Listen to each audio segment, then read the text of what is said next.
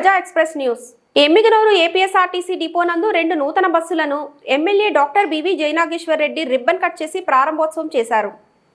ఈ సందర్భంగా ఎమ్మెల్యే మాట్లాడుతూ రవాణా రంగ అభివృద్ధిపై కూటమి ప్రభుత్వం చూపుతున్న ప్రాధాన్యతను వివరించారు. కేవలం 10 నెలల వ్యవధిలోనే ఈ డిపోకు 23 కొత్త బస్సులు కేటాయించబడ్డాయని తెలిపారు. తాజాగా ప్రారంభించిన ఎమ్మిగనూరు అదోని, కర్నూలు మరియు ఎమ్మిగనూరు రూట్లతో పాటు బళ్ళారి, బెంగళూరు, కర్నూలు, అనంతపురం, హైదరాబాద్, విజయవాడ కూడా కొత్త బస్సులు మంజూరయ్యాయని చెప్పారు. గత ప్రభుత్వం రవాణా రంగాన్ని పూర్తిగా నిర్లక్ష్యం చేసినందున అప్పట్లో డిపో పరిస్థితిపై చర్చ కూడా జరగలేదని విమర్శించారు. ప్రస్తుత కూటమి ప్రభుత్వం అధికారంలోకి వచ్చిన తర్వాత ఆర్టీసీకి అవసరమైన మౌలిక సదుపాయాలు, వసతులను సమకూరుస్తూ వేగంగా అభివృద్ధి చేస్తుందని వివరించారు. తద్వారా ఎమ్మిగనూరు కోడుమూరు మార్గంలో ₹6 కోట్ల అంచనాతో కొత్త రహదారి నిర్మాణానికి త్వరలో శంకుస్థాపన జరగనున్నదని పేర్కొన్నారు. గత ప్రభుత్వ కాలంలో రవాణా వ్యవస్థ నాశనమైందని గుర్తు చేస్తూ ప్రస్తుత ముఖ్యమంత్రి నారా చంద్రబాబు నాయుడు, ఉప ముఖ్యమంత్రి పవన్ కళ్యాణ్, రవాణా శాఖ మంత్రి రామ్ ప్రసాద్ రెడ్డి, విద్యాశాఖ మంత్రి నారా లోకేష్ నాయకత్వాన్ని అభినందించారు.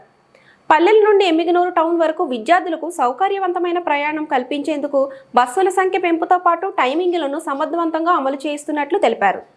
రాబోయే రోజుల్లో ప్రతి పల్లెకు రవాణా సౌకర్యం అందించడమే లక్ష్యంగా చర్యలు కొనసాగుతున్నాయని వెల్లడించారు. ఈ కార్యక్రమంలో టీడీపీ నాయకులు, కార్యకర్తలు, ప్రజాప్రతినిధులు తదితరులు పాల్గొన్నారు.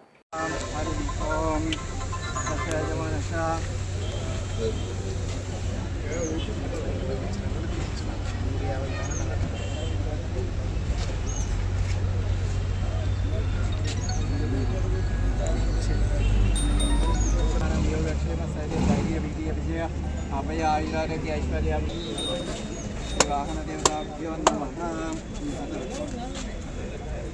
వచ్చిందంటే మరి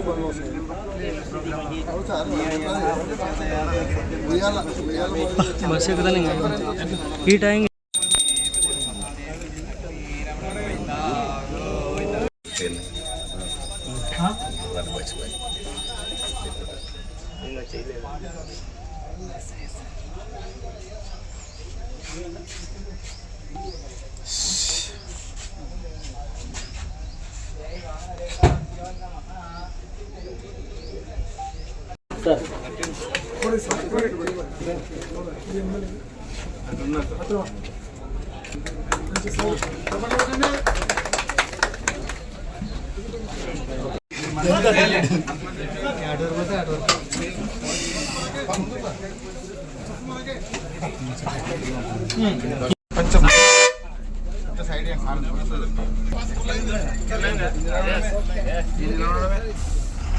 बस पुल्लामा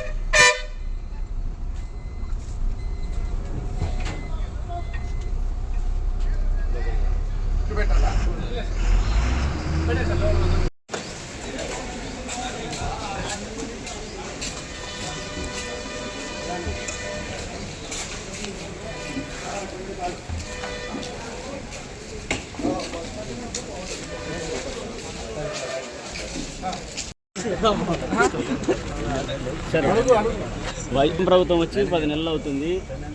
అప్పుడు హామీలో భాగంగా ఉచిత బస్సు మహిళలకు ఇస్తాము అని చెప్పారు. ఇంతవరకు కూడా అమలు చేయడం లేదని చెప్పేసి వైసీపీ నాయకులు ఆరోపిస్తున్నారు. రాష్ట్ర ప్రజలు, ఎమ్మెనూరు ప్రజలు ఒక విషయాన్ని ఆలోచించాలి.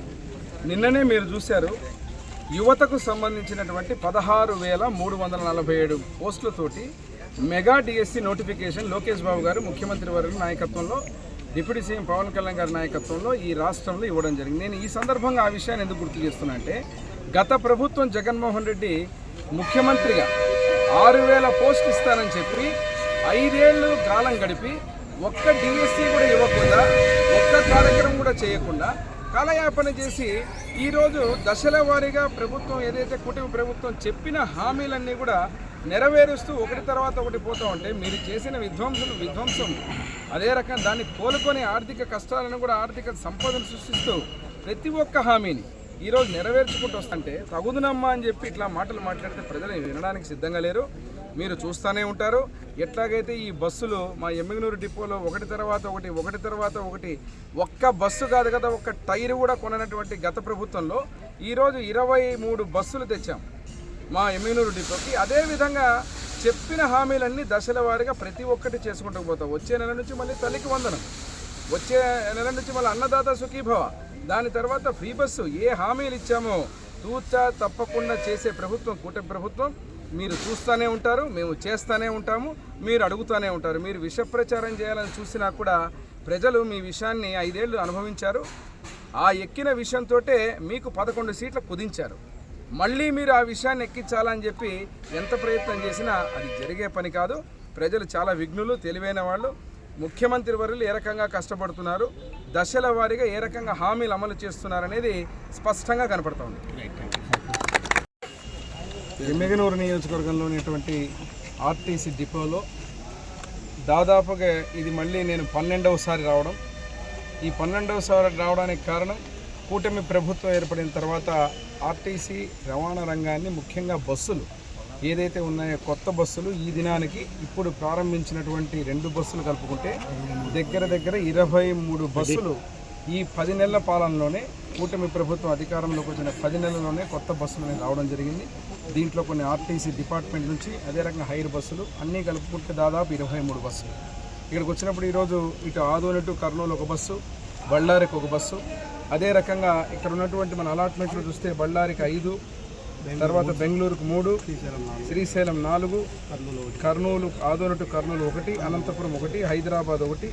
మన డిఫరెంట్ కేటగిరీ ఏదైతే హైర్ బస్సెస్ ఏదైతే ఉన్నాయో డిఫరెంట్ కేటగిరీ, సూపర్ లగ్జరీ కావచ్చు, పల్లె వెలుగు కావచ్చు, ఇక్కడ ఉన్నటువంటి లోకల్గా తిరిగే బస్సులు అన్నీ కలుపుకుంటే దాదాపు 23.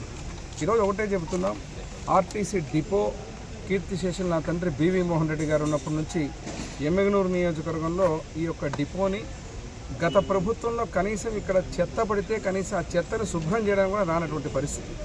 అసలు బస్సు గత దేవుడే.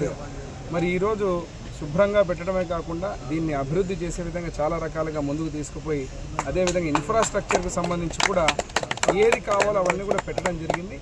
అతి త్వరలో నేను గతంలో ఇక్కడ డిమాండ్స్ కొన్ని ఎల్ఆర్టీకి బస్సు అడుగుతున్నారు, అదేవిధంగా ఇక్కడ నుంచి విజయవాడకు రాజధానికి అదే రకంగా ఉన్నటువంటి స్టార్ లైనర్లు కూడా నేను చెప్పాను. గతంలో కూడా మంచి లగ్జరీ స్టార్ లైనర్ బస్సెస్ కూడా కావాలని, అతి త్వరలో అవి కూడా మనకు కేటాయించబడతాయి ఎమ్మిగనూరు డిపోకు. ఈ రకంగా ప్రతి ఒక్కరి రవాణా సౌకర్యం గతంలో మొట్టమొదటి బస్సు ఓపెనింగ్ చేసిన రోజున నేను చెప్పాను. ఆ రోజు మన ప్రభుత్వం వచ్చిన తర్వాత బస్సులు కొత్తగా వచ్చిన రోడ్లు మాత్రం సర్వనాశనం చేశారని. ఈరోజు ఇక్కడే ఉదాహరణ, ఎమ్మిగనూరు టు కోడుమూరు పోయేటువంటి రోడ్డు ఏదైతే ఉందో గుంతలు పూడ్చడమే కాకుండా ఆ తర్వాత మళ్ళీ ఈరోజు శుభవార్త ఏమంటే ఆ రోడ్డుకి మళ్ళీ ఇమీడియట్గా 6 కోట్ల రూపాయల శాంక్షన్ కూడా రావడం జరిగింది. నిన్ననే కొత్త రోడ్డు మళ్ళీ ఎమ్మిగనూరు టు కోడుమూరుకు ఏదైతే ఉందో ఆ రోడ్డు కూడా ప్రారంభిస్తాం అతి త్వరలో.